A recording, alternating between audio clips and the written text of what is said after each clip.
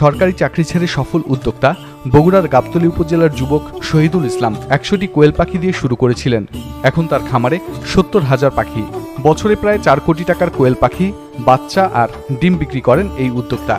ইতিহাস বিভাগ থেকে MA পাশ করা এই শহীদ উদ্যোক্তার খামারের পাখি দিন দিন বেড়েছে।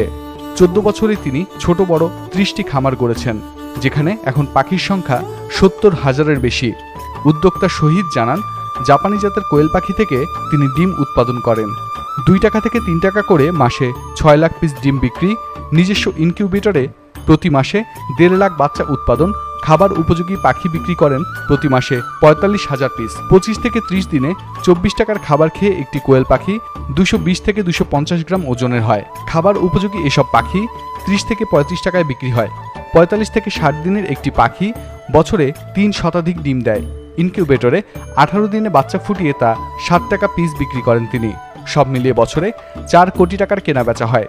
শহীদ জানান, রাজধানী ঢাকা, সিলেট, চট্টগ্রাম সহ সারা দেশেই যাচ্ছে তার কোয়েল পাখি।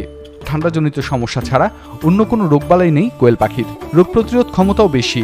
একসময় কিছুই ছিল না শহীদের, এখন ২ বিঘার উপর খামার গড়েছেন, বাড়ি বানিয়েছেন, গড়ে তুলেছেন মা কোয়েল অ্যান্ড হ্যাচারি। গ্রামের বেকারদের স্বনির্ভর করতে উদ্যোগ নিয়েছেন। খামার গড়েছেন প্রায় ৩০টি।